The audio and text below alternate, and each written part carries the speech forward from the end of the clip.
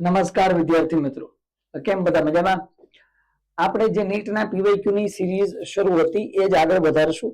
ઘણા ક્વેશ્ચન જોયા હતા, ઘણા ક્વેશ્ચન આજે જોશું, ઘણા ક્વેશ્ચન આગળ જોશું. બરોબર, તો ભાઈ ક્વેશ્ચન સાથે શરૂ કરીએ છીએ ધ્યાનથી.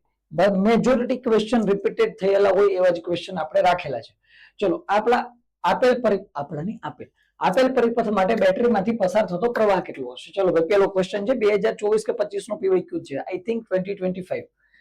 આપેલ પરિપથ માટે બેટરીમાંથી પસાર થતો પ્રવાહ કેટલો હશે? ચાલો, તો જ્યારે પણ આવો કેસ આવે ને, ધ્યાનથી એક વસ્તુ સમજ. જ્યારે પણ આવો તને કેસ દેખાય કે અહીંયા એક અવરોધ, અહીંયા અવરોધ, અહીંયા અવરોધ, અહીંયા અવરોધ અને વચ્ચે એક અવરોધ, તો પહેલા તો મગજમાં એકવાર તો સ્ટ્રાઇક થઈ જ જવી જોઈએ કે આ વિસ્ટર્ન બ્રિજ જેવું દેખાય છે. હા ભાઈ, તો આ કયો બ્રિજ છે? બોલ, વિસ્ટર્ન બ્રિજ. આપણે શું મેળવવાનું કીધું? બેટરીમાંથી પસાર થતો પ્રવાહ. હવે એક વસ્તુ સમજ, જે બેટરીમાંથી પસાર થતો પ્રવાહ તને પૂછ્યો અહીંયા, હે, તો બેટરીમાંથી પસાર થતો પ્રવાહ તો કેટલો હશે? બોલ, તો આખા પરિપથનો શું મેળવી લે? સમતુલ્ય અવરોધ અને વોલ્ટેજ તો તને આપેલો છે, તો બેટરીમાંથી પસાર થતો પ્રવાહ મળી જશે. તો આપણો ટાર્ગેટ એ છે કે અહીંથી સમતુલ્ય અવરોધ મળવો જોઈએ. પેલા ચેક કરી લે આ વેસ્ટર્ન બ્રિજ છે કે નહીં. હા ભાઈ, આ વેસ્ટર્ન બ્રિજ છે. કેમ? જો વચ્ચેથી બ્રાન્ચ એડી કઈ નીકળી 6 ઓહમ. અહીંયા જો 5 ભાગ્યા 2.5 કરી લે એટલે ગુણોત્તર મળી ગયો 2. 3 ભાગ્યા 1.5 ગુણોત્તર મળી ગયો 2. મતલબ કે ભાઈ વેસ્ટર્ન બ્રિજની કન્ડિશન આમાં પ્રૂવ થાય. તો આ વેસ્ટર્ન બ્રિજ છે. તો આને મારે જો રીડ્રો કરવો હોય, ફરી એકવાર હું ડ્રો કરું તો આને આમ ડ્રો કરી શકાય કે નહીં? જો અહીંયા આવી ગયા 1.5, અહીંથી આને નીચે લઈ જવું, અહીંથી હું 2 બ્રાન્ચ કરી નાખું. ધ્યાનથી જોજે, 2 બ્રાન્ચ કરી નાખું. એક બ્રાન્ચમાં તો કારણ કે આ વેસ્ટર્ન બ્રિજ છે, તો આ આખી બ્રાન્ચ તો કેન્સલ થઈને નીકળી ગઈ. તો આ બ્રાન્ચ નીકળી જાય તો આ બાજુની બ્રાન્ચમાં મારી પાસે કોણ બચ્યું? બોલ, 5 અને 3.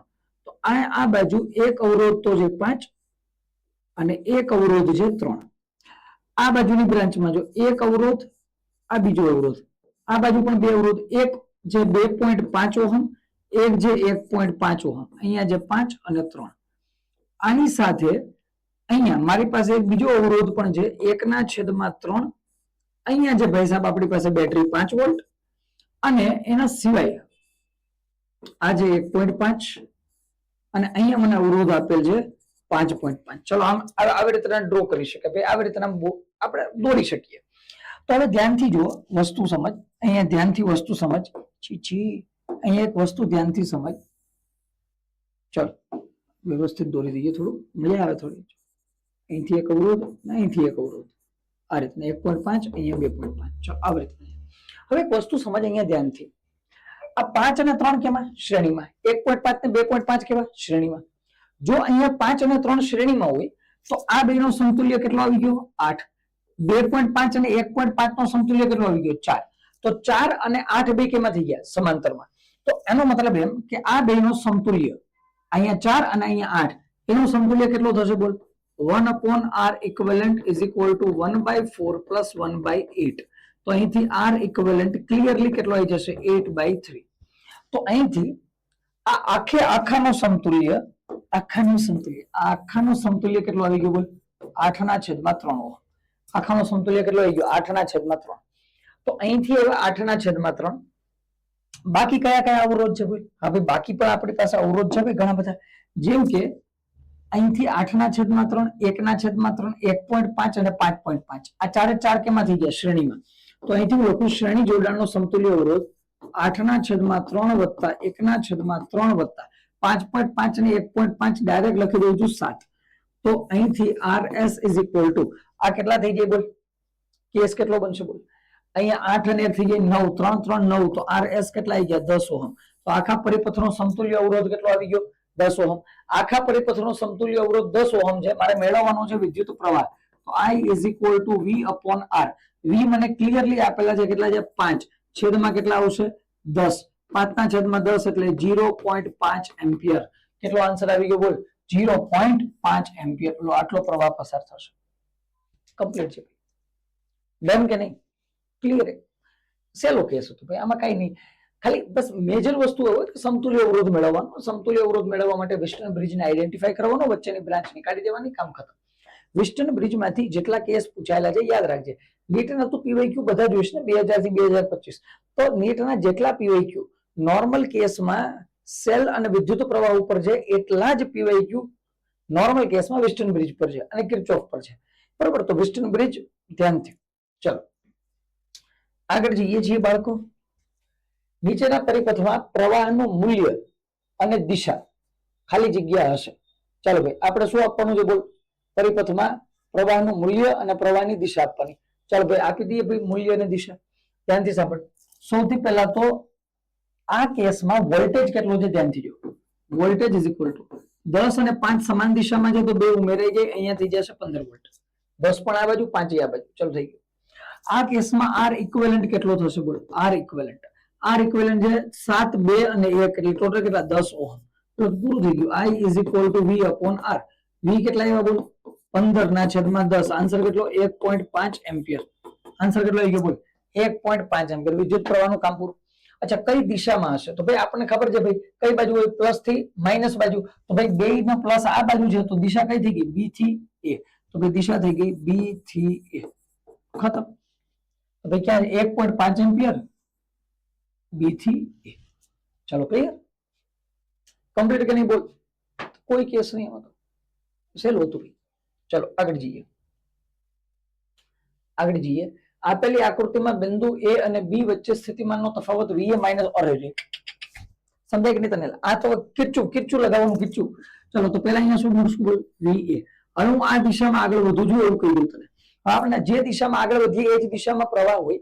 જે દિશામાં આગળ વધીએ એ જ દિશામાં પ્રવાહ હોય તો આપણે અવરોધનો જે વોલ્ટેજ આવે કેવો લઈ લેવો? તો માઇનસ. કારણ કે ઘટતો જતો હશે. તો અહીંથી વીએ લીધા માઇનસ. અહીંથી આવશે આનો આઈઆર. એટલે કેટલા થઈ જશે બોલ? 2 ગુણ્યા 2. અવરોધ 2, વિદ્યુત પ્રવાહ 2. હવે અહીં જો પ્લસ થી માઇનસ બાજુ જઈએ તો અવરોધ ઘટે, વોલ્ટેજ ઘટે તો -3. અહીંયા પાછો અવરોધ આવી ગયો તો પાછો માઇનસ. કેટલા થઈ જશે બોલ? 2 ગુણ્યા 1 બરાબર કેટલા થઈ જશે? વીબી. લો ખતમ. તારે મેળવવાનું શું છે બોલ બાળક? વીએ માઇનસ વીબી. તો અહીંથી મેળવું વીએ માઇનસ વીબી બરાબર આ -4 આ બાજુ આવીને પ્લસ, -3 આ બાજુ આવીને પ્લસ, -2 આ બાજુ આવીને પ્લસ. તો અહીંથી કેટલા થઈ ગયા? 4, 5, 6, 7 ને 8 અને 9 પ્લસ 9 વોલ્ટ. ચાલો એ પ્લસ 9 વોલ્ટ. ખતમ. આન્સર છે. કિરચોફ હતું ભાઈ, કિરચોફ કઈ નહીં. અને પાછું કેસ એ છે ને કે આવો કિરચોફ પૂછાય છે નીટમાં રેગ્યુલરલી. હે તો ભાઈ ધ્યાનથી આ એવો કેસ બી બનશે કે સર્કિટ પૂછી નાખે. પણ આ તો બેઝિક કેસ છે, આમાં તો કઈ નહીં. આવું હવે તો આ તો મતલબ નીટમાં લોટરી લાગી ગઈ કહેવાય. ચલો નીચે દર્શાવેલ પરિપથ એ અને બી માં અવગણીય અવરોધો છે. વીએ બરાબર 12 વોલ્ટ, R1 બરાબર 500 ઓહમ, R બરાબર 100 ઓહમ તથા ગેલ્વેનોમીટર કોણાવર્તન દર્શાવતું નથી તો વીબી નું મૂલ્ય કેટલું હશે? અચ્છા વીબી નું મૂલ્ય મેળવવાનું. ગેલ્વેનોમીટર જે કોઈ કોણાવર્તન દર્શાવતું નથી. પેલું કામ તો એ કરતું કે બે સર્કિટ જો, પેલો ભાગ આ, બીજો ભાગ આ. પેલા ભાગ પરથી હું વિદ્યુત પ્રવાહ મેળવી શકું ક્લિયરલી. શા માટે? કારણ કે અહીંથી વિદ્યુત પ્રવાહ નીકળ્યો હશે પ્લસ માંથી. R1 માં ગયો. હવે જી માં તો જોતો નહીં, ગેલ્વેનોમીટર કોણાવર્તન દર્શાવતું નથી. તો આ પ્રવાહ અહીંથી ફરીને અહીંયા આવી ગયો છે, અહીંથી ફરીને પાછો અહીંયા પહોંચી ગયો છે. મતલબ આ સર્કલમાં એને ચક્કર મારી લીધો. કોણ? વિદ્યુત પ્રવાહ અહીંયા. અચ્છા તો વિદ્યુત પ્રવાહનું મૂલ્ય કેટલું હશે? તો મને ખબર છે ભાઈ વિદ્યુત પ્રવાહ I બરાબર ઉપર તો આવી ગયા હશે વીએ, વોલ્ટેજ તો એ જ છે, અને નીચે આવી ગયા હશે બોલ શું આવી ગયા હશે? R1 plus R. બે અવરોધ આવી ગયા કારણ કે બંને અવરોધ શ્રેણીમાં થઈ ગયા. અહીં તો પ્રવાહ જતો જ નહીં, સમજજે. આ ભાગમાં તો પ્રવાહ જતો જ નથી. ક્લિયર કીધું. ગેલ્વેનોમીટર જી કોણાવર્તન દર્શાવતું નથી. ચાલો તો ભાઈ વીએ કેટલા છે આપણી પાસે બોલ? 12 છે. તો અહીંયા કેટલા આવી ગયા? 12 છેદમાં R1 મને આપી દીધા છે. R1 મને આપી દીધા કેટલા? 500. R મને કેટલા આપી દીધા? 100. તો ભાઈ અહીંથી I ની ક્લિયર વેલ્યુ કેટલી આવી ગઈ બોલ? 12 ના છેદમાં 600 એમ્પિયર. તો ભાઈ આ I ની વેલ્યુ આવી ગઈ. બરાબર. હવે મારે મેળવવું વીબી કેટલા હશે? તો જો મારે વીબી મેળવવા હોય, મારે શું મેળવવું હોય? વીબી. તો વીબી નું ફોર્મ્યુલા પુટ કરી દે. કયો? I ઇન્ટુ R આવશે અહીંયા આ સર્કિટ માટે. તો વીબી બરાબર I કેટલા આવ્યા બોલ? 12 ના છેદમાં 600. આ બ્રાન્ચ માંથી તો થાય જ છે ને વિદ્યુત પ્રવાહ પસાર. 12 ના છેદમાં 600 ગુણ્યા R. આ પરિપથ માટે R કેટલો છે બોલ? 100 છે ભાઈ. કેટલો છે? 100. તો અહીંથી મીંડી ગઈ 6 2 12. વીબી બરાબર કેટલા થઈ ગયા? 2 વોલ્ટ. વીબી બરાબર કેટલા થઈ ગયા બોલ? 2 વોલ્ટ. આકૃતિમાં દર્શાવેલ પરિપથમાં જ્યારે બિંદુ P અને M ને ડીસી વોલ્ટેજ ઉદ્ગમ સાથે જોડવામાં આવે ત્યારે 4 ઓહમના અવરોધમાંથી પસાર થતો પ્રવાહ 1 એમ્પિયર છે. તો બિંદુ M અને N વચ્ચે સ્થિતિમાનનો તફાવત કેટલો? બાળક કાંઈ કેસ હું આમાં તને કહું કાંઈ કેસ નથી. આમ જોઈને કે કાંઈ છે જ નહીં આમાં. સાંભળ ધ્યાનથી. કેમ કરશું સાંભળ. પેલા તો એક વસ્તુ જો, સાંભળ ધ્યાનથી. 4 જો P અને M જો, કોને જોતું? P અને M. P અને M નીચે તો આ 0.5 ને 1 ઓહમ અને PM ની ઉપર કોણ છે? 4 ઓહમ ને 3 ઓહમ. ક્લિયર છે? હવે મને ક્લિયર કીધું કે 4 ઓહમ માંથી પસાર થતો પ્રવાહ કેટલો છે? 1 એમ્પિયર. તો અહીંથી 4 ઓહમ નો વોલ્ટેજ મળે કે નહીં? 4 ઓહમ માટે વોલ્ટેજ મળે કે નહીં? 4 ઓહમ માટે શું મળી ગયું? Voltage. V is equal two હું લગાવી દઉં છું IR. હે તો ભાઈ પ્રવાહ તો કેટલો 1 અને અવરોધ કેટલો 4. તો 4 ઓહમ માંથી પસાર થતો જે વોલ્ટેજ છે એ કેટલો હશે? 4 વોલ્ટ. હવે જો અહીંયા 4 વોલ્ટ હોય તો નીચે 4 વોલ્ટ જોઈએ, કારણ કે 3 ને 4 તો કેમાં છે? સમાંતરમાં. મતલબ કે આ જે આખી બાજુ છે ઉપરની, આ PM ની ઉપરની આખી બાજુનો વોલ્ટેજ આવી ગયો મારી પાસે 4 વોલ્ટ. હવે જો ઉપરની બાજુ ને નીચેની બાજુ પણ એકબીજાને સમાંતર છે, હા, તો જો ઉપર 4 વોલ્ટ તો નીચેની બાજુનો વોલ્ટેજ પણ કેટલો? 4 વોલ્ટ. મતલબ કે આ જે 4 3 છે એની નીચે એક 0.5 0.5 વાળી જે લાઈન બની M N અને અહીંયા P છે, M આ N આ P, આ MNP નો વોલ્ટેજ કેટલો થઈ ગયો? 4 વોલ્ટ. ચાલો MNP નો વોલ્ટેજ ડન છે 4 વોલ્ટ. હવે જો હું MNP માં વિદ્યુત પ્રવાહ મેળવી લઉં તો કામ પૂરું થઈ જાય. હું તને કહીશ હમણાં કેમ પૂરું થાય. જો MNP માં વિદ્યુત પ્રવાહ તો સાહેબ મળી જાય. કેમ મળે? તો જો MNP માં મારે વિદ્યુત પ્રવાહ જોતો હોય, એ લખું MNP માટે. કોના માટે? MNP માટે. MNP માટે મારે શું મળે? વિદ્યુત પ્રવાહ. તો પેલા તો MNP માટે R ઇક્વિવેલન્ટ કેટલો થાય મેળવ્યો તો? R ઇક્વિવેલન્ટ સમતુલ્ય અવરોધ તો અહીંયા કેટલા છે? 1 છે. ચાલો જવા દે. 0.5 0.5 0.5 ના છેદમાં 2 એટલે 1 ના છેદમાં 4. તો R ઇક્વિવેલન્ટ થશે 1 ના છેદમાં 4 વત્તા 1. તો આન્સર આવી ગયો 5 ના છેદમાં 4 ઓહમ. આ મળી ગયો સમતુલ્ય અવરોધ. આ શું મળી ગયો બોલ? સમતુલ્ય અવરોધ. કેટલો એવો સમતુલ્ય અવરોધ? 5 ના છેદમાં 4 ઓહમ. અચ્છા, તો અહીંથી I ઇક્વલ ટુ મને ખબર છે V ના છેદમાં R. V તો મારી પાસે છે 4. R કેટલો આવ્યો બોલ? 5 ના છેદમાં 4. તો આન્સર આવી ગયો કેટલો? 16 ના છેદમાં 5 વોલ્ટ નહીં, એમ્પિયર. ચાલો 16 ના છેદમાં 5 એમ્પિયર આ વિદ્યુત પ્રવાહ વહે અહીંથી. તો મને શું કીધું? M N વચ્ચે સ્થિતિમાનનો તફાવત. આ છે M, આ છે N. M અને N હજી બતાવું. આ M છે, આ N છે. આ બે ની વચ્ચે મારે શું મેળવવાનું છે બોલ? વિદ્યુત સ્થિતિમાનનો તફાવત. તો અહીંયા લખી દઉં MN માટે. કોના માટે બોલ? MN માટે. MN માટે શું કેસ બનશે બોલ? વિદ્યુત સ્થિતિમાનનો તફાવત V બરાબર IR. વિદ્યુત પ્રવાહ તો આખા MNP માટે સેમ મળી ગયો. કેટલો? 16 ના છેદમાં 5 ગુણ્યા R. MN ની વચ્ચે R કેટલો છે? 1. તો આન્સર આવી ગયો 16 ના છેદમાં 5 વોલ્ટ. ખતમ.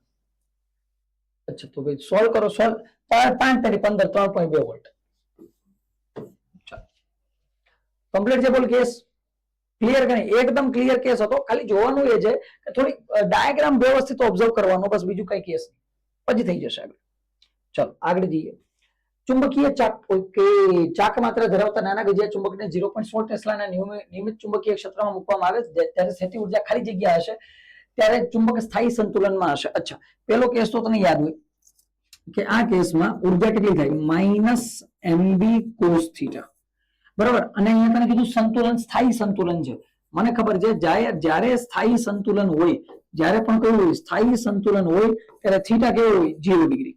તો એનો મતલબ કે u બરાબર અહીંયા બનશે શું? -mb cos 0 કેટલા થઈ જશે? 1. ચાલો તો ભાઈ હવે તો કેસ પતી ગયો ને. Minus m m m m m m m કેટલા છે? ચુંબકીય ચાક માત્ર 0.4. તો અહીંયા આવી જશે 0.4 અને b કેટલા આપ્યા બોલ? 0.16 ટેસ્લા. તો આવી ગયા 0.16. બે નો હિસાબ લગાવી દે તો u બરાબર તારી પાસે આવી ગયા -0.064 જૂલ. લો ટીક માર દે. -0.064. આટલું ઈઝી દર વખતે નહીં હોતું, પણ હોય પણ છે ઘણી વાર. હે 10-15 ક્વેશ્ચન હું તને કહી દઉં, 5-10 ક્વેશ્ચન તો આવા જ મળવાના. ચલો, 1 mm ત્રિજ્યા ધરાવતા તાંબાનો એક તાર પ્રતિ ઘન મીટરમાં 1022 જેટલા મુક્ત ઇલેક્ટ્રોન ધરાવે. જ્યારે તારમાંથી 10 એમ્પિયર જેટલો પ્રવાહ વહે ત્યારે મુક્ત ઇલેક્ટ્રોન માટેનો ડ્રિફ્ટ વેગ કેટલો? ચલો ક્લિયર વસ્તુ છે ભાઈ. ડ્રિફ્ટ વેગ મેળવવાનો છે. Okay done. ચલો મેળવીએ છીએ. શું મેળવવું બોલ? ડ્રિફ્ટ વેગ. ઓકે, તો મને ખબર છે I બરાબર સૂત્ર શું છે બોલ? I બરાબર v ના. યાદ આવ્યું કે નહીં? સૂત્ર શું છે? I બરાબર v ના. મારે મેળવવું શું છે? ડ્રિફ્ટ વેગ. તો v d ને કરતા બનાવી દે તો I ના છેદમાં હોવું જશે NEA. બરોબર છે. ચલો, વિદ્યુત પ્રવાહનું મૂલ્ય આપેલું છે ભાઈ. આ આપેલું. કેટલો પ્રવાહ વહે? 10 એમ્પિયર. તો ઉપર તો આવી ગયા 10. છેદમાં લગાવો. છેદમાં પહેલા n છે. n કેટલા ઇલેક્ટ્રોન છે? મુક્ત ઇલેક્ટ્રોન 1022 ગુણ્યા e નું મૂલ્ય મારી પાસે એમને હોય 1.6 ગુણ્યા 10⁻19 અને ક્ષેત્રફળ. હવે જો ક્ષેત્રફળનો કેસ જોજે ધ્યાનથી. ક્ષેત્રફળ મારી પાસે કેટલું આવશે? 8 છેદનું ક્ષેત્રફળ. ત્રિજ્યા આપેલી છે પાઈ r નો સ્ક્વેર. કેટલો આવી જશે બોલ? પાઈ r નો સ્ક્વેર. તો અહીંયા તો આવી ગયા પાઈ. અને હવે મારે શું મૂકવાના બોલ? r નો સ્ક્વેર. 1 mm ત્રિજ્યા આપી. 1 mm એટલે 10⁻³ નો વર્ગ. કેટલા? 10⁻⁶ લો ભાઈ આ કેસ બનશે. તો હવે જો 10/1.6 એટલે આ તો થઈ ગયા 6.25, કારણ કે તને ખબર હોય 1/1.6 0.625 થાય. આ તો ભાઈ પેલા ચેપ્ટર નો કેસ છે ઇલેક્ટ્રોસ્ટેટિક્સ નો. આ તો થઈ ગયા 6.25. હવે આગળ જઈએ, છેદમાં આવી ગયા પાઈ. હા આ તો બધાને છે ભાઈ 6.25 પાઈ તો બધાને છે. ચલો આગળ જઈએ. હવે જો તું અહીંથી 22 ઘાત અને -19 ઘાત ગઈ તો અહીંથી વધી 3 અને -6 એટલે કેટલી ઘાત વધી બોલ? -3. -3 ઉપર જાય તો ગુણ્યા 10⁻³ ઘાત લો મીટર પર સેકન્ડ. 6.25 છેદમાં પાઈ ગુણ્યા 10⁻³ ઘાત મીટર પર સેકન્ડ આન્સર છે. ખાલી ઘાતમાં જ લડવાનું હતું. કમ્પ્લીટ ને? સૂત્ર મૂકીને ઘાત લડી એટલે કામ કરો. આગળ જઈએ છીએ બાળકો. આગળનો દાખલો, 10 મીટરની લંબાઈ 10⁻² ઘાતના છેદમાં √π મીટર ત્રિજ્યા ધરાવતા તાંબાના એક તારનો વિદ્યુત અવરોધ 10 ઓહમ છે. 10 વોલ્ટ પર મીટરની પ્રબળતા ધરાવતા વિદ્યુત ક્ષેત્ર માટે તારમાં પ્રવાહ ઘનતા કેટલી? તો પ્રવાહ ઘનતાના સૂત્ર મેં આની પહેલાના અમુક જે લેક્ચર હતા એમાં મેં તને કરવાનું કીધું હતું. પ્રવાહ ઘનતાના અમુક સૂત્ર ભૂલ્યા વગર હંમેશા કરી જ નાખવાના. કયા બોલ? તો પ્રવાહ ઘનતાનું એક સૂત્ર તો આપણી પાસે ક્લિયર હોય, કયું છે? I/A. બીજું સૂત્ર આપણી પાસે કયું હોય? E sigma. ત્રીજું સૂત્ર આપણી પાસે કયું હોય? E by ρ. બરાબર? આટલા સૂત્ર મસ્ત કરીને જવાના પ્રવાહ ઘનતાના. આમાં ક્યાંક ને ક્યાંક કાં તો અને આમાંથી ઘણા બધા પ્રશ્ન આવેલા છે. કાં તો જોડકામ પૂછી લે, કાં તો સૂત્ર બનાવવાનું પૂછી લે, કાં તો પછી આવો દાખલો પૂછી લે. તો પ્રવાહ ઘનતા ધ્યાનથી. ચલો તો ચલો E બાય ρ આપણે અહીંયા ક્યાંથી સોલ્વ કરશું? E બાય ρ થી સોલ્વ થાય એવું મને લાગે છે. કારણ કે ρ નું સૂત્ર છે મારી પાસે. ρ ઇઝ ઇક્વલ ટુ શું સૂત્ર છે બોલ? R × A/L. ચલો R આપેલા છે ને બોલ? હા ભાઈ R આપેલા છે. કેટલા છે? 10.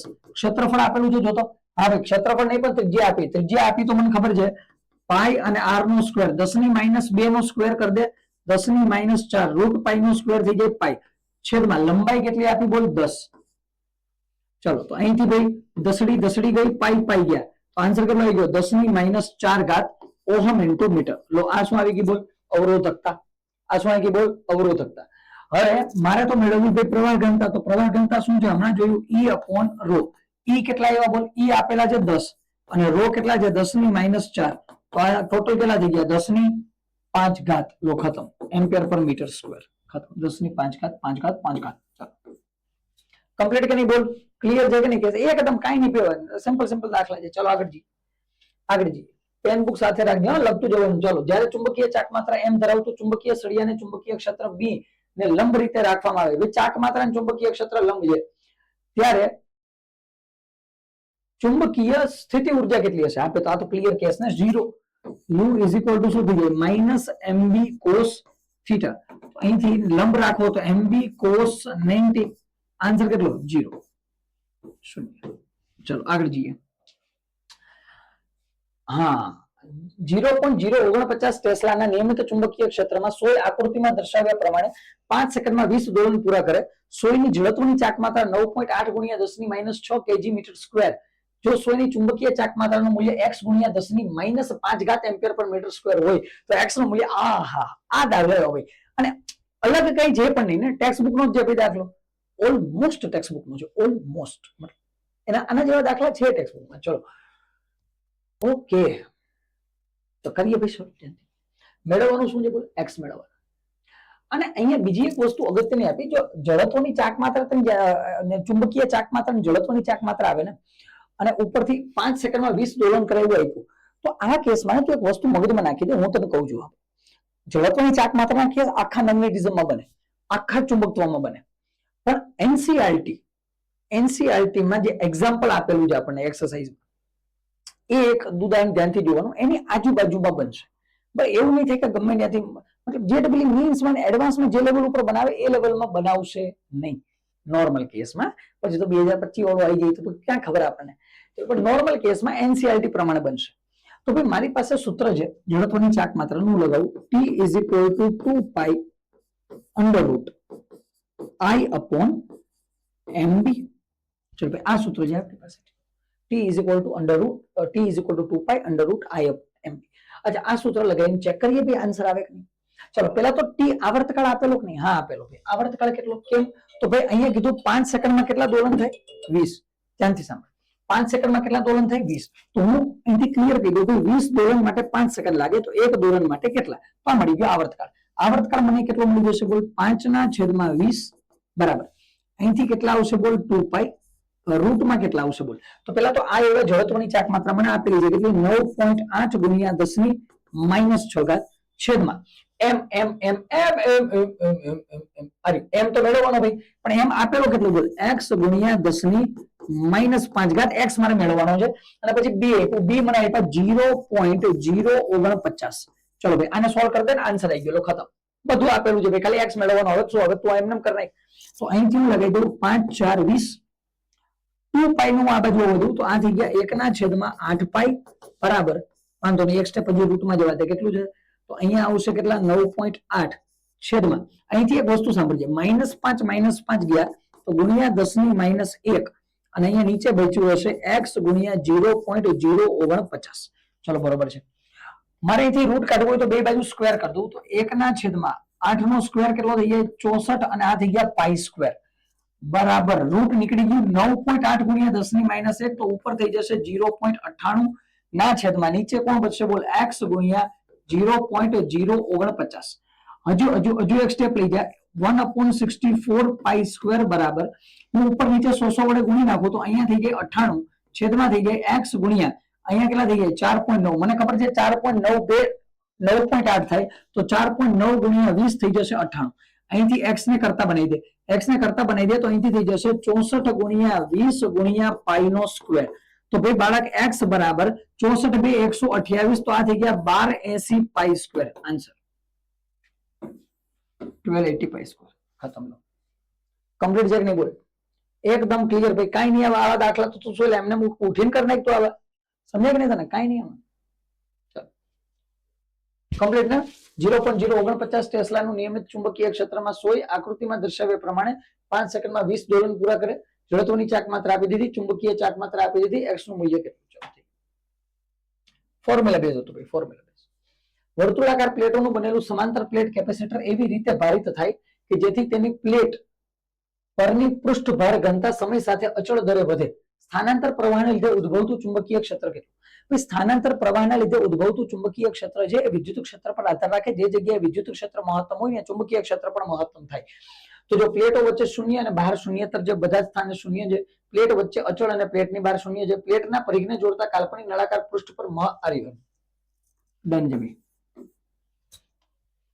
પરિઘને જોડતા કાલ્પનિક નળાકાર પૃષ્ઠ જે હોય બે પ્લેટને જોડતું જે કાલ્પનિક નળાકાર પૃષ્ઠ હોય ને વિદ્યુત ક્ષેત્ર કેવું હોય મહત્તમ તો ત્યાં ચુંબકીય ક્ષેત્ર પણ કેવું થઈ જશે મહત્તમ અને બાકી બધે જ કેવું હોય શૂન્યતર ચાલો ડન કમ્પ્લીટ આગળ જઈએ કેપેસિટન્સ C ધરાવતા કેપેસિટરને વોલ્ટેજ V ના AC ઉદ્ગમના બે છેડા સાથે જોડેલ છે V બરાબર V0 sin omega t capacitor ની બે પ્લેટ વચ્ચે સ્થાનાંતર પ્રવાહ અચ્છા સ્થાનાંતર પ્રવાહ ID નું ફોર્મેશન શું છે આપણી પાસે બોલ આને આપણે લખીએ છીએ C into dV by dt શું લખીએ છીએ C into dV by dt તો અહીંથી C into અહીંથી d by dt અને V બરાબર તો શું આપેલા છે બોલ V0 sin omega t તો અહીંથી C V0 અચળ ને sin omega t નું વિકલન શું થઈ જશે બોલ omega cos omega t C V0 omega ID બરાબર C V0 omega cos omega t ખતમ આગળ સમતલ ચુંબકીય તરંગમાં વિદ્યુત ક્ષેત્ર Ez બરાબર આપ્યા 60 cos 5x plus 1.5 into 10 to the power 9 into t volt પર મીટર વડે રજૂ કરવામાં આવે તો અનુરૂપ ચુંબકીય ક્ષેત્રનું સમીકરણ શું થશે ભાઈ આમાં તો કોઈ કેસ નહીં કેમ કરશું બોલ તો અહીંથી આપણી પાસે ફોર્મ્યુલા છે ફોર્મ્યુલા શું છે બોલ અહીંયા લગાવી શકીએ b0 is equal to e0 by c complete ને c is equal to e0 by b0 તો અહીંથી e0 કેટલા છે બોલ તો e0 તો છે 60 નીચે c કેટલા છે 3 ગુણ્યા 10 ની 8 તો અહીંથી 3 બગડી 6 તો અહીંથી 20 ગુણ્યા 10 ની -8 એટલે 2 ગુણ્યા 10 ની -7 ઘાત ટેસ્લા 2 ગુણ્યા 10 ની -7 ઘાત ટેસ્લા ચલો આ મળી ગયું ચુંબકીય ક્ષેત્ર હે તો ભાઈ હવે કાઈ નહીં અચ્છા બીજું એક દિશા અગત્યની છે અહીંયા આપ્યા Ez અહીંયા શું આપ્યા Ez તો મને ખબર છે ભાઈ E ક્રોસ B નો કેસ હોય શું હોય કેસ E ક્રોસ B નો કેસ છે હવે જો અહીંથી કીધું રજૂ કરવામાં આવે હવે સાંભળ Ez નું જે ફોર્મેશન છે તો આપણે E ક્રોસ B પ્રમાણે જઈએ તો Z પછીનું એક્ઝેક્ટ સ્ટેપ કયું આવી જશે બોલ તો અહીંયા Z પછી કોણ આવી જશે Y તો જ આ દિશામાં તરંગ આગળ વધશે તો અહીંયા ક્લિયર કેસ શું બની જશે બોલ અહીંયા કેસ બની જશે by is equal to 60 ની જગ્યાએ એટલે અહીંયા એક્ઝેક્ટ શું હોય? E નોટ યાદ છે ને? E નોટ આમાં શું આવી જાય? B not. B નોટ કેટલા આવ્યા? 2 ગુણ્યા 10 ની -7 ઘાત. બાદનું બધું એમ અહીંયા કેટલા આવશે? cos અહીંયા કેટલા? 5x plus 1.5 into 10 to the power 9 into t. Clear કે નહીં? અને છેલ્લે આવી ગયું પ્રશ્ન. ચલો ભાઈ આવું હોય ને ટીક માર દે. ક્યાં જવું? 2 ગુણ્યા 10 ની -7 જ ખાલી બે જગ્યાએ આવી. 2 ગુણ્યા 10 ની અને પછી તો દિશા જોવાની તો by થઈ ગઈ. ચલો E ક્રોસ B પરથી દિશા નક્કી કરી લેવાની. ચલો આકૃતિમાં લેન્સના સંયોજનની સમતુલ્ય કેન્દ્ર લંબાઈ કેટલી હશે? તમામ સ્તર પાતળા છે એમ ધારો. ચલો ભાઈ દાખલો આપી દીધો. તારે શું કહેવાનું બોલ? સમતુલ્ય કેન્દ્ર લંબાઈ કેટલી હશે? ચાલો તો ભાઈ મેળવી લઈએ. હવે ધ્યાનથી જો 3 લેન્સના સંયોજન દેખાય તને. કેટલા લેન્સના સંયોજન છે? 3.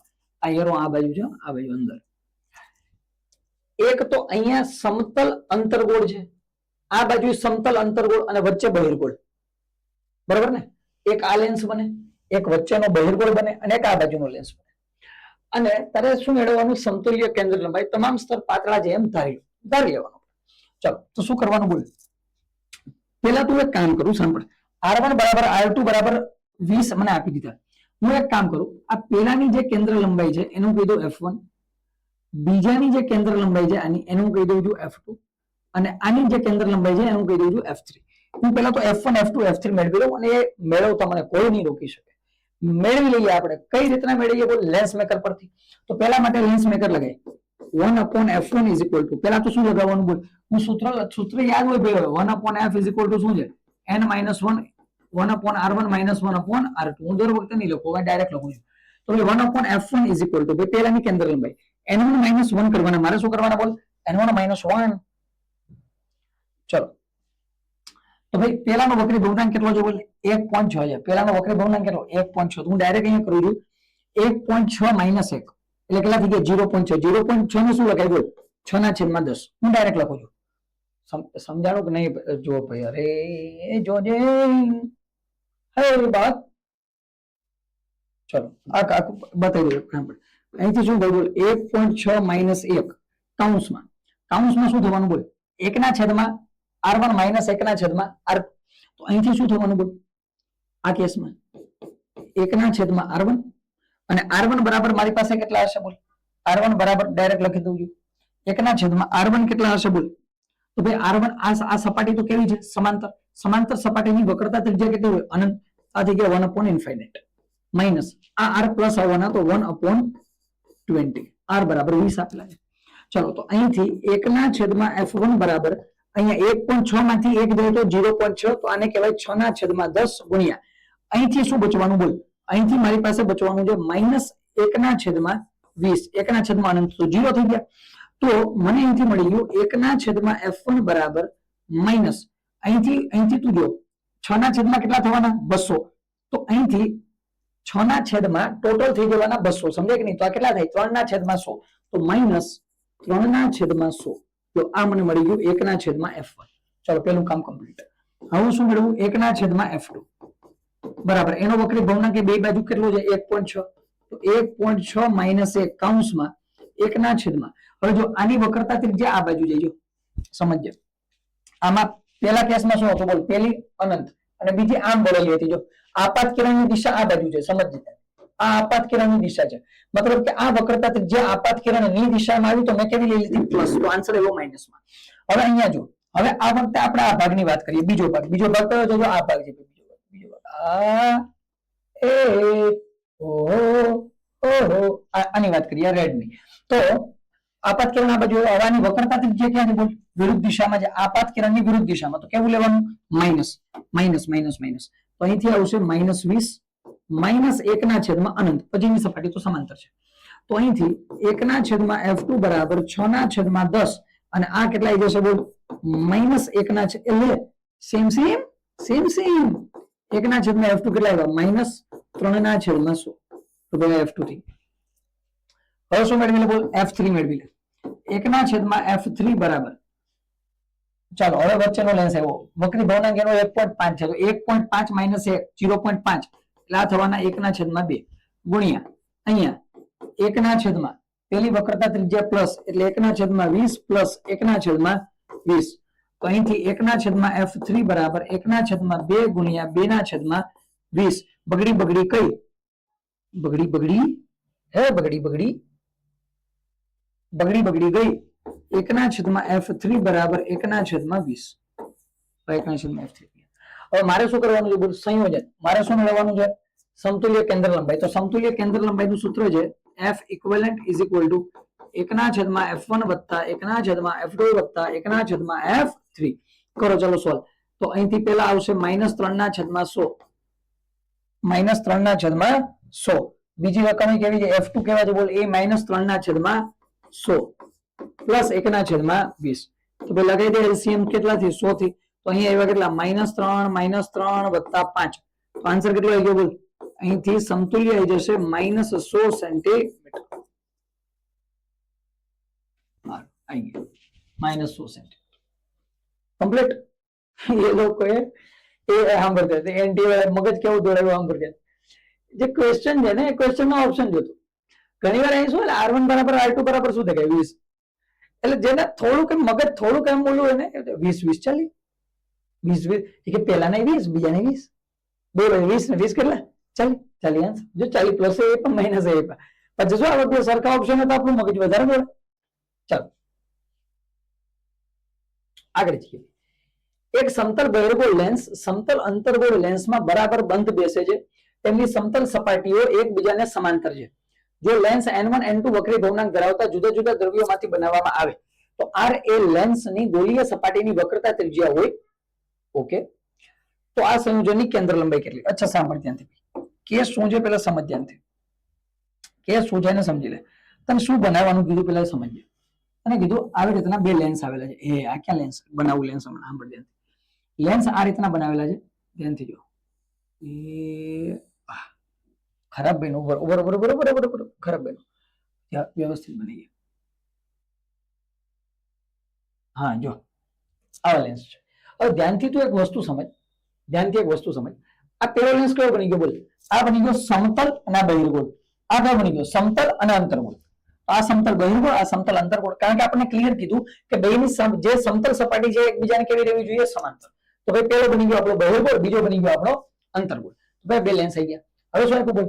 પેલો લેન્સ છે એનો વક્રી ભવનાંક n1, બીજા લેન્સનો વક્રી ભવનાંક n2. આ બે લેન્સના વક્રી ભવનાંક આવી ગયા. અને જુદા જુદા દ્રવ્યમાંથી બનાવવામાં આવેલ છે એટલે વક્રી ભવનાંક અલગ અલગ છે. r એ લેન્સની ગોળીય સપાટીની વક્રતા ત્રિજ્યા. બે માટે વક્રતા ત્રિજ્યા કેટલી છે? r. ઓકે, એ સેમ છે. તો સંયોજનની કેન્દ્ર લંબાઈ કેટલી? ઓકે, સંયોજનની શું મેળવી તારે? કેન્દ્ર લંબાઈ. આ મેળવી દઈએ કોઈ કેસ. બે માટે લેન્સ મેકર લગાવી દે. બે માટે શું લગાવી દે? Lens maker. ચલો પેલા માટે લેન્સ મેકર લગાવો તો 1/f1 મળશે.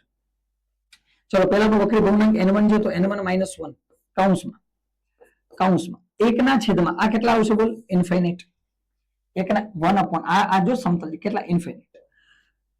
અહીંયા હવે ધ્યાનથી જો. આ પાથ કિરણ આ બાજુ આવે એવું માની લો. આની વક્રતા ત્રિજ્યા તો આ બાજુ બનવાની કે નહીં? જો આ જે વક્ર સપાટી છે એની વક્રતા ત્રિજ્યા ક્યાં બનવાની? આ બાજુ. જો વક્રતા ત્રિજ્યા આ બાજુ બને, ધ્યાનથી જોજો. જો વક્રતા ત્રિજ્યા હું આ બાજુ બનાવવા દઉં તો ભાઈ માઇનસ માઇનસ કેવા થઈ જશે? પ્લસ. આ થઈ જશે પ્લસ 1/r. તો અહીંથી 1/f1 બરાબર શું મેળવ્યું? ઉપર બચશે n1 - 1 ને છેદમાં આ તો 0 થઈ ગયા 1/r એટલે r. ચલો ભાઈ 1/f1 કેટલા આવી ગયા? n1 - 1/r. ચલો બીજા માટે શું બનશે? 1/f2. હવે અંતર્ગોળનો વારો. તો ચલો ભાઈ એનો વક્રી ભવનાંક n2 - 1 કૌંસમાં. પેલા તો માઇનસમાં બન્યું તો ભાઈ -1/r -1/∞ 1/∞ 0. તો અહીંથી મારી પાસે આવી ગયું 1/f2 બરાબર આ માઇનસ આગળ જવા દઉં n2 - 1/r. ચલો ઓકે. તો મારે તો શું જોતું? બોલ મારે તો જોતું શું જોતું? સંયોજનની કેન્દ્ર લંબાઈ. સંયોજનની કેન્દ્ર લંબાઈ F equivalent is equal to 1/f1 વત્તા 1/f2. તો અહીંથી 1/f1 અરે ભાઈ 1/f1 ની કિંમત આપણી પાસે આવી ગયેલી છે. કેટલી છે? તો ભાઈ અહીંયા કિંમત છે n1 - 1/r plus minus minus કારણ કે આ વેલ્યુ માઇનસમાં આવશે n2 - 1/r. તો અહીંથી શું લખી શકાય? અહીંથી લખી શકાય n1 - 1 આ માઇનસ ની અંદર મલ્ટીપ્લાય કર -n2 -1/r -1 + 1 કટ. તો અહીંથી 1/f equivalent is equal to n1 - n2/r. તો અહીંથી F equivalent is equal to R upon N1 minus N2 ખતમ. R upon N1 minus N2 clear છે બોલ. અહીંયા ન્યુ હતા મેં N લીધા, બસ બીજો કોઈ ફેરફાર નથી. સેલો દાખલો હતો થઈ ગયો. ચલો આગળ જઈએ. પ્રિઝમ કોણ 6 ડિગ્રી ધરાવતા કાટકોણ પ્રિઝમ પર પ્રકાશનું સમાંતર કિરણ આપાત કરવામાં આવે. જો પ્રિઝમના દ્રવ્યનો વક્રી ભવનાંક 1.5 હોય તો નિર્ગમન કોણ કેટલો? મને આ વખતે એવું લાગે છે મેં બે ત્રણ ક્વેશ્ચન તને કીધા જ આગળ આટલા દિવસોમાં, હું બધા ક્વેશ્ચન નહીં કહેતો, પણ મને એવું લાગે છે કે પ્રિઝમ કેમ કાંઈ કે જે આ વખતે પ્રિઝમ આવશે આ વખતે. પ્રિઝમના ચાન્સ છે ભાઈ પ્રિઝમ. ચલ ધ્યાનથી જો. પ્રિઝમ કોણ કેટલો છે? 6 ડિગ્રી ધરાવતા કાટકોણ પ્રિઝમ પર પ્રકાશનું સમાંતર કિરણ આપાત કરવામાં આવે. જો પ્રિઝમના દ્રવ્યનો વક્રી ભવનાંક 1.5 હોય તો નિર્ગમન કોણ કેટલો? સાંભળ ધ્યાનથી. પેલું તો એ છે પ્રિઝમ સમાંતર કિરણ આપાત કર્યું તો મતલબ કે અહીં તો પ્રકાશનું કિરણ એકદમ આ રીતના આપાત થઈ ગયું છે, એકદમ લંબ રૂપે આપાત થઈ ગયું. જો લંબ રૂપે આપાત થાય તો મને ખબર છે કે અહીંનો આપાત કોણ અને R1 બે કેવા થઈ જશે? 0 ડિગ્રી. કારણ કે મને ખબર ને અહીંયા આપાત કોણ હોય, અહીંયા R1 હોય, તો I અને R1 તો કેવા થઈ ગયા? 0 ડિગ્રી. જો I અને R1 0 ડિગ્રી થઈ જાય તો મને એક બીજી વસ્તુ ખબર છે, A બરાબર શું હોય? R1 પ્લસ R2 હોય. જો R1 બરાબર 0 હોય તો A બરાબર કેવા થઈ ગયા? R2, અને A કેટલા છે? 6 ડિગ્રી. તો R2 કેટલા થઈ ગયા? 6 ડિગ્રી. હા ભાઈ, R2 ની કિંમત આવી ગઈ 6 ડિગ્રી. મારે મેળવવાનું છે નિર્ગમન કોણ, એટલે આ ખૂણો મેળવવાનો. તો અને અહીંયા ખૂણો કેટલો હોય? R2 મને ખબર છે. તો ભાઈ કાંઈ નથી કરવાનું, તારે કાંઈ નથી કરવાનું. હવે સ્નેલનો નિયમ લગાવી દે. અંદરનો વક્રી ભવનાંક કેટલો છે? N. અંદરનો વક્રી ભવનાંક કેટલો છે? N. આ આપેલો છે. ચલો ભાઈ, તો અંદરનો વક્રી ભવનાંક N N2 sin, અને અંદર આપાત કોણ કેટલો બને છે? R2 બરાબર બહારની બાજુ વક્રી ભવનાંક 1 ગુણ્યા sin E. નિર્ગમન કોણ મારે મેળવવો? તો અહીંથી બાળક sin E બરાબર N કેટલા છે બોલ? 1.5 ગુણ્યા sin R2. શું છે બોલ? sin R2. તો ભાઈ sin R2 કેટલા થઈ ગયા બોલ? sin 6 degree. કેટલા થઈ ગયા? 6 ડિગ્રી. હવે કેસ સમજ ધ્યાનથી, હું શું કહું, અહીંયા જે ડિગ્રી છે 6 ડિગ્રી છે. કેટલા છે? 6 ડિગ્રી. હવે મને ખબર છે કે ભાઈ જો ખાલી 6 ડિગ્રી હોય, ખાલી કેટલા છે? 6 ડિગ્રી, મતલબ કે ડિગ્રી 10 કરતા ઓછી છે, તો મને ખબર થીટા સૂક્ષ્મ છે. થીટા સૂક્ષ્મ હોય તો આપણે sin થીટા શું કહી શકીએ? થીટા. તો અહીંથી બની જશે E બરાબર 1.5 ગુણ્યા 6. કેમ ભાઈ 6 માં અતિશય સૂક્ષ્મ લઈ લીધું? જો આપણે જ્યારે એમ કહીએ ને થીટા સૂક્ષ્મ હોય તો sin થીટા થીટા લેવાના, tan થીટા થીટા લેવાના, cos થીટા 1 લેવાના. કેટલા માટે? એવરેજ વેલ્યુ છે 10 થી 15. જો થીટાની વેલ્યુ 10 થી 15 ની આજુબાજુ કે 10 થી 15 ની નીચે હોય તો હંમેશા થીટાને તમે કેવા ગણી શકો? સૂક્ષ્મ. તો ભાઈ 1.5 ગુણ્યા 6 કરી નાખ તો આન્સર કેટલો આવી ગયો? 9 ડિગ્રી. ખતમ. ક્લિયર છે બોલ? ડન છે ભાઈ. આગળ જઈએ. જો એક કેસ છે ને, હતો સેલો, આની પહેલા હમણાં કર્યું કેટલા 16 કેસ હતો સેલો, પણ શું 6 ડિગ્રી વાળી વેલ્યુ જોઈને આપણે ઘણી વાર છોડી દઈએ, એ તારે ધ્યાન રાખવાનું. કોઈ સેલું પ્રિઝમના દ્રવ્યનો વક્રી ભવનાંક √2 છે અને પ્રિઝમ કોણ 30 ડિગ્રી છે. પ્રિઝમની બે વક્રકારક સપાટીઓ એકનું ચાંદીનું ઉપર ચડાવીને અંદરની તરફ અરીસો બનાવવામાં આવે. બીજી સપાટી પરથી પ્રિઝમમાં પ્રવેશતું એક રંગી કિરણ જૂથ તે જ માર્ગે પાછું ફરે પરાવર્તન પામીને. જો તેનો પ્રિઝમ પરનો આપાત કોણ એ ખાલી જગ્યા હોય.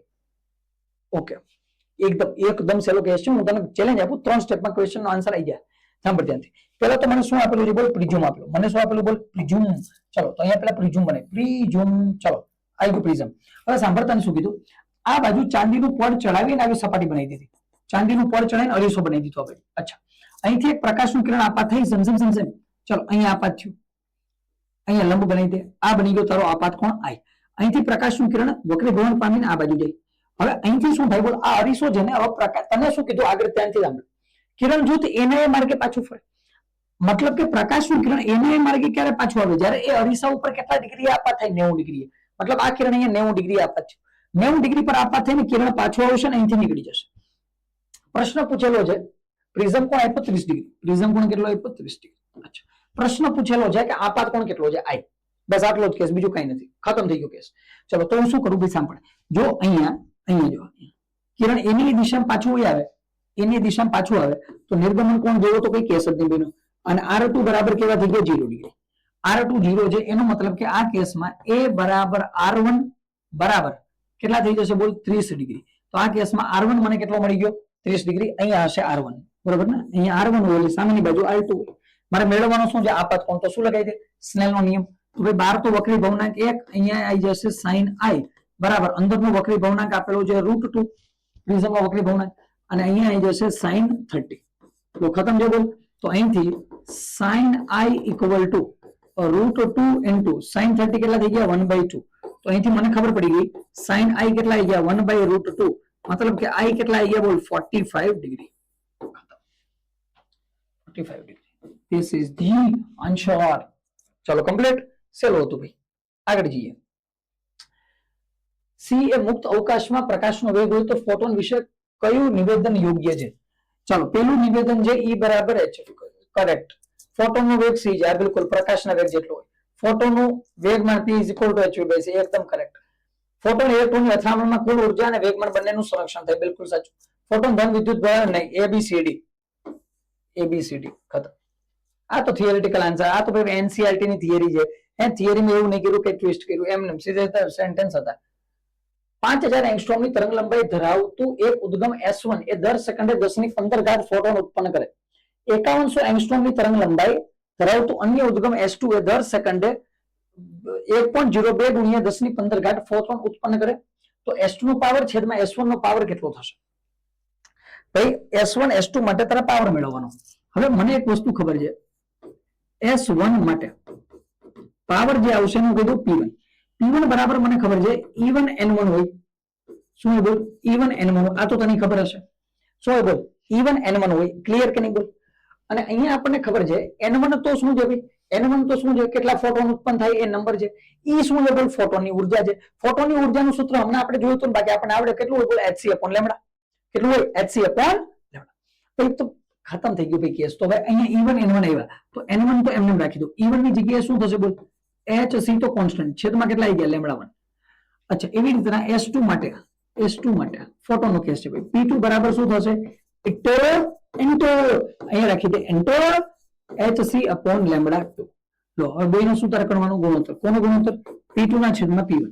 બરોબર ને? S2 આ બરાબર S2 ના છેદમાં S1. તો P2 ના છેદમાં P1 બરાબર P2. તો ભાઈ N2 ના છેદમાં શું આવી જશે? N1 ઇન્ટુ N2 ના છેદમાં N1 ઇન્ટુ λ1 ના છેદમાં λ2. અચ્છા, કર નાખો હિસાબ કિતાબ ખતમ. N2 કેટલા આપેલા બાળક? N2 1.02 ગુણ્યા 1015. ઉપર આપ્યા 1.02 ગુણ્યા 1015 અને નીચે કેટલા આપ્યા બોલ? N1 1015. અથવા બે તો કટ થઈ જાય. પછી શું આપ્યું બોલ? λ1 ના છેદમાં λ2. λ1/λ2 λ1. ચલો λ1 કેટલા છે? 5000 છેદમાં 5100. વાહ, 5100 નો ચાંદ લોજો તો 5100 અહીંયા 5100. ચલો એંગસ્ટ્રોમ તો કટ થઈ જાય, સમજે ને? ચલો તો અહીંથી 1015 ગઈ, મીંડી ગઈ. 50 ગુણ્યા 1.0 તો આ થઈ ગયા 51 ના છેદમાં 51. આન્સર આવી ગયો 1. આન્સર ખતમ કેસ છે. હવે શું કહેવાય? ચલો આગળ જઈએ. જો ડાયામેગ્નેટિક પદાર્થને ગજિયા ચુંબકના ઉત્તર અને દક્ષિણ ધ્રુવની નજીક લાવવામાં આવે તો તે બંને ધ્રુવો દ્વારા આકર્ષણ. જો સાંભળ, આ કેસ એટલે રહી ગયો તો આ કેસ એ ભયંકર. જો 2009 1999 આવા કઈક વર્ષ પણ છે અને આ પીવાયક્યુ માં પણ છે. જનરલી બધે પીવાયક્યુ નથી, અમુક આમ તેમ છે. પણ આ ક્વેશ્ચન રાખવાનું કારણ એ હતું, મારે તને વાત એક કેવી હતી કે આ લેક્ચરમાં આ ક્વેશ્ચન આવી જાય તો હું વાત કહી દઉં કે ડાયામેગ્નેટિક, ફેરોમેગ્નેટિક, પેરામેગ્નેટિક. બરાબર, એક તો આ, અને બીજું વિદ્યુત ચુંબકીય તરંગોમાં બધા વેવની આવૃત્તિ, બધાની તરંગ લંબાઈ અને એના ઉપયોગો. બરાબર, આ એવી વસ્તુઓ છે કે જે ફેક્ટ છે, ફેક્ટ બેઝ છે અને થિયરિટિકલ છે. આ કરીને જોજો. બરાબર, કાં તો ડાયામેગ્નેટિક, પેરામેગ્નેટિક, ફેરોમેગ્નેટિક વાળો કેસ બની જાય, અથવા મતલબ આમાંથી પછી બીજો પણ કેસ બને ને. આમાંથી તને ઝેટા પૂછી લઈ, પરમિટિવિટી, પરમિએબિલિટી, સસેપ્ટેબિલિટી ના કોઈ પણ કેસ બનાવી શકે. તો એના માટે આ જોઈને જવાનું અને વિદ્યુત ચુંબકીય તરંગો જોઈને જવાનું. ચલો ક્લિયર, આગળ જઈએ. એક પાતળા ગોળાકાર કવચને અમુક ઉદ્ગમ દ્વારા વીજભારિત કરવામાં આવે. આકૃતિમાં દર્શાવ્યા પ્રમાણે સી અને પી વચ્ચેનો વિદ્યુત સ્થિતિમાનનો તફાવત કેટલો? તો સી અને પી બે માં સ્થિતિમાન સમાન હશે તો તફાવત 0. આ તો ક્લિયર કેસ હતો. ચલો ક્યાં ક્યુ બહાર વાળો અંદરની બાજુ. સમાન પરિમાણ ધરાવતા 27 બૂંદ છે. અચ્છા, 27 બૂંદ છે અને દરેકને 220 વોલ્ટ પર વીજભારિત કરવામાં આવે તો તેઓ સંયોજન એક મોટું બૂંદ બનાવે. મોટા બૂંદના સ્થિતિમાનની ગણતરી કરો. અચ્છા, મારી પાસે નાના બૂંદ કેટલા છે? 27. 1 2 3 4 5 6 7 8 9 આવા કેટલા બૂંદ છે? 27. આ 27 બૂંદ જે છે ને, આ બધા ઉપર હું ધારી લઉં છું વીજભાર છે ક્યુ. બધા ઉપર વીજભાર કેટલો છે બોલ? ક્યુ. બધા ઉપર વીજભાર છે ક્યુ અને આ બધાની ત્રિજ્યા લઈ લઉં સ્મોલ આર. બધાની ત્રિજ્યા કેટલી લઈ લઉં સ્મોલ આર. જો આ બધા ઉપર વીજભાર ક્યુ હોય અને આની ત્રિજ્યા હું સ્મોલ આર લઈ લઉં તો મને કહી દે સ્મોલ ની નાનું નાના બુંદ પરનું વિદ્યુત સ્થિતિમાન નાના બુંદ પરનું વિદ્યુત સ્થિતિમાન કેટલું થઈ જશે મને કે ભાઈ આ સ્થિતિમાન થશે કે ક્યુ બાય આર. કેટલું થઈ જશે બોલ કે ક્યુ બાય આર અથવા કહી દે 1/4 pi epsilon naught into q by r. હું કહી દઉં v બરાબર કેટલા થઈ જશે બોલ કે ક્યુ બાય આર. અચ્છા ભાઈ આ થઈ ગયું વિદ્યુત સ્થિતિમાન કમ્પ્લીટ કે નહીં? ચલો તો આ થઈ ગયું વિદ્યુત સ્થિતિમાન. અચ્છા હવે સમજ ધ્યાનથી બીજો કેસ. હવે તમે કીધું કે આ 27 બુંદ ભેગા કરીને એક મોટું બુંદ બનાવો. આ ગયું મોટું બુંદ. 27 બુંદ ભેગા કરીને આવું એક મોટું બુંદ બનાવી દે. આ મોટું જે બુંદ બનશે ને આની ત્રિજ્યા હું કહી દઉં છું કેપિટલ આર. આની ત્રિજ્યા કેટલી કહી દઉં કેપિટલ આર. હવે પ્રશ્ન છે કેપિટલ આર નો કિંમત તો છે નહીં તો કેપિટલ આર ની કિંમત મેળવી લે. હું શું કહી દઉં બોલ કે હું શું કહી દઉં કદ સંરક્ષણ લઈ લે. શું લઈ લે? કદ સંરક્ષણ. કદ સંરક્ષણ કેમ મળશે સાંભળ. હું કહી દઉં 27 બુંદ હું કદ હતું 4/3 પાઈ આર ક્યુબ. હવે બુંદ માટે તો આજ લાગશે સૂત્ર 4/3 પાઈ આર ક્યુબ ને કેટલી બુંદ 27.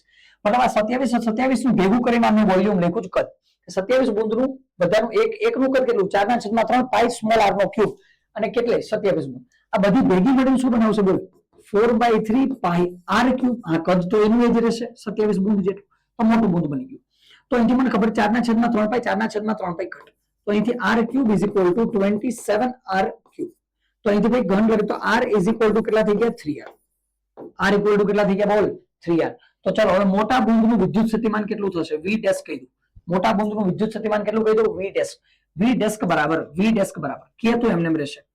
હવે વીજભાર કેટલો થશે બોલ તો આ બધા ઉપર વીજભાર કેટલો હતો તો હવે આખા બુંદ પર કેટલો થઈ જાય 27 ક્યુ. તો અહીંથી k ઇન્ટુ 27 ક્યુ અપોન 27 ક્યુ અપોન નીચે 3r નીચે કોણ આવી જશે બોલ 3r.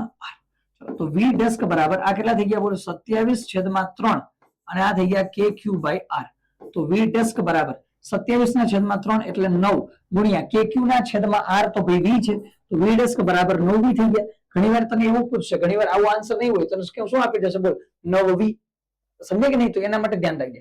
તો અહીંયા આવી ગયા કેટલા 9 ગુણ્યા v મને કેટલા આપ્યા હતા 220. હા જોઈ લો થઈ ગયું. તો ભાઈ v ડેસ્ક બરાબર હવે કેટલા થશે બોલ તો 9 2 18 એટલે કેટલા 1800 અને 9 2 18 એટલે 180 1800 ને 180 1980 છે ભાઈ છે 1980 વોલ્ટ એટલે થઈ ગયા 1980 વોલ્ટ. કમ્પ્લીટ દાખલો ભાઈ. આ બુંદ વાળો દાખલો તો ભાઈ ઈઝી હોય આ તો થઈ ગયું.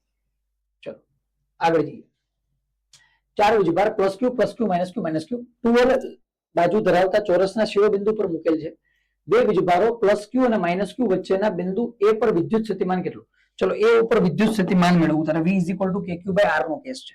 અચ્છા સાંભળ તો એ ઉપર વિદ્યુત સ્થિતિમાન ક્યાંથી આવે પહેલા તો સમજ. એક વિદ્યુત સ્થિતિમાન તો પ્લસ ક્યુ નો આવે આ લંબાઈ l. એક આ પ્લસ ક્યુ નો આવે આ લંબાઈ l. એક વિદ્યુત સ્થિતિમાન માઇનસ ક્યુ માંથી આવે એક વિદ્યુત સ્થિતિમાન માઇનસ ક્યુ માંથી આવે. હવે આ લંબાઈ l અને કુલ લંબાઈ આપી 2l. તો મને ક્લિયર ખ્યાલ છે કે ભાઈ આ લંબાઈ કેટલી થઈ જશે બોલ આ લંબાઈ થઈ જશે l√5. કેટલી લંબાઈ થઈ જશે બોલ l√5. ક્લિયર કે નહીં ભાઈ? કેમ થયું ભાઈ સમજાણું ને? ચલો આ જે એટલે પાયથો લગાવ્યો પાયથો આ 2l અને l તો આ જે બાજુ છે આ m જો આ વાળી બાજુ કેમ આવ્યું અહીં લખી દઉં l√5 કેમ આવ્યા. હું શું કહું છું ભાઈ સાંભળ 2l અને l તો વર્ગમૂળમાં શું થશે બોલ 2l નું સ્ક્વેર એટલે કેટલા 4l² પ્લસ l² તો કેટલા આવી ગયા વર્ગમૂળમાં 5l². તો શું આવી ગયા બોલ √5 શું આવી ગયા બોલ l બાર આવી ગયા l√5. ચલો કમ્પ્લીટ. તો અહીંયા થઈ ગયા l√5. એવી રીતે નીચેની બાજુ પણ કેટલી થઈ જશે બોલ l√5. ચલો હવે આને સોલ્વ કરવાની છે. બનાવીએ ભાઈ કાંઈ કેસ નહીં. v ઇઝ ઇક્વલ ટુ તો ભાઈ વિદ્યુત સ્થિતિમાન નો કેસ છે ભાઈ. આમાં તો તારે શું કરવાનું એટલે સરવાળા કરતો જાય કામ ખતમ થઈ ગયું. ચલો પેલા પ્લસ ક્યુ ના લીધે ઉદ્ભવતું વિદ્યુત સ્થિતિમાન કેટલું તો લખી નાખશું ભાઈ k q by l plus બીજા પ્લસ ક્યુ ના લીધે a k q by l અંતર. હવે અહીંયા પ્લસ માઇનસ કેવા થઈ જશે માઇનસ કારણ કે માઇનસ વીજભાર છે ને માઇનસ થઈ જાય. તો કેટલા થશે બોલ k ક્યુ છેદમાં l√5 માઇનસ k ક્યુ અહીંયા માઇનસ વીજભાર છે l√5. ચલો બરોબર સોલ્વ કરો. બધામાંથી k શું લઈ લઉં કોમન તો અહીંથી q by l plus q by l કેટલા 2q by l minus k તો કોમન વયો ગયો q upon l√5 minus q upon l√5 તો કેટલા -2q અપોન l√5. ચલો ભાઈ આ બીનું. અચ્છા તો એક કામ કરું, અહીંથી v બરાબર k into 2q by l નું કોમન લઈ લઉં. 2q બાય l કોમન, અહીંયા શું બચશે બોલ? 1 માઇનસ 1 અપોન રૂટ 5. ચાલો તો અચ્છા k ની વેલ્યુ મૂકી દે. ચલો k ની વેલ્યુ શું? 1 upon 4 pi epsilon naught into 2q by l એની બ્રેકેટ 1 માઇનસ 1 અપોન રૂટ. આવો ઓપ્શન છે? હા છે. 1 અપોન 4 પાઈ એપ્સિલોન નોટ બધાયમાં છે. 2q બાય l બધાયમાં છે. 1 માઇનસ 1 અપોન રૂટ 5 એકમાં જ છે આન્સર. કમ્પ્લીટ છે. એટલે આ તો વિદ્યુત સ્થિતિમાનનો કેસ. ચલો આગળ જઈએ. કોઈ પણ બંધ પૃષ્ઠમાંથી પસાર થતું કુલ ચુંબકીય ફ્લક્સ. તો ભાઈ આ તો શૂન્ય. હવે આ તો ક્લિયર ને. ઘૂસ ઘૂસ ઘૂસ ઘૂસ. કોઈ પણ બંધ પૃષ્ઠ હોય, બંધ પૃષ્ઠ એમાંથી પસાર થતું કુલ ચુંબકીય ફ્લક્સ કેટલું? 0. જેટલું એક બાજુથી એન્ટર થશે એટલું બીજી બાજુથી આઉટ થઈ જશે. જેટલું બી ઇન એટલું જ બી આઉટ. જેટલું બી અંદર આવે એટલું જ બી બહાર જાય. તો નેટ કેટલું? 0. આ તો નિયમ છે ગોસનો. ચલો સૂચિ 1 સૂચિ 2 સાથે, સૂચિ 1 સૂચિ 2 સાથે જોડું. ચલો પેલું કોણ છે? ડાયામેગ્નેટિક. તો ડાયામેગ્નેટિક માં આપણે ખબર છે ભાઈ, ડાયામેગ્નેટિક ની વેલ્યુ જે હોય કેવી હોય? 0 કરતા વધારે. ડાયામેગ્નેટિક માં તો આવી જશે 2. ફેરોમેગ્નેટિક, ફેરોમેગ્નેટિક માં આપણને ખબર છે. શું ખબર છે બોલ? ફેરોમેગ્નેટિક માં જે ઝેટા હોય, ઝેટા ની વેલ્યુ, સસેપ્ટેબિલિટી ની વેલ્યુ 1 કરતા અત્યંત વધારે હોય તો બીજામાં આવી ગયું ત્રીજું. ચલો પેરામેગ્નેટિક બોલો. તો પેરામેગ્નેટિક માં આપણને ખબર છે કે મૂલ્ય જે 0 કરતા વધારે હોય. સમજે ને? આ કેસ ની અંદર જે કોઈ પણ વેલ્યુ, આમાં શું હતું સમજે છે ને? આમાં જો આ ધ્યાનથી જો, આમાં ઝેટા નું મૂલ્ય 0 કરતા કેવું હતું? નાનું. તો ડાયામેગ્નેટિક. ફેરામેગ્નેટિક માં શું હોય? 1 કરતા અત્યંત વધારે. પેરામેગ્નેટિક માં શું હોય? 0 કરતા વધારે પણ અત્યંત વધારે નહીં. તો અહીંયા 3. અને બિન ચુંબકીયમાં ઝેટા 0. લો તો ભાઈ 2 3 4 1 2 કઈ નહીં. હા છે 2 3 4 1. Option number A is correct. ચલો ક્લિયર. આગળ જઈએ. ચલો ભાઈ thank you. keep practicing, stay consistent and achieve your dreams. બરાબર. ચાલો વેરી ગુડ. હવે સાંભળ ધ્યાનથી વાંચતો રહેજે, ભણતો રહેજે. બરોબર. એમસીક્યુ સોલ્વ કરતા રહો દર વખતે હું કહું છું એમ. બરોબર. કઈ પ્રશ્ન હોય તો કમેન્ટમાં કહેજો અને બાકી ભણતા રહેજો. Thank you.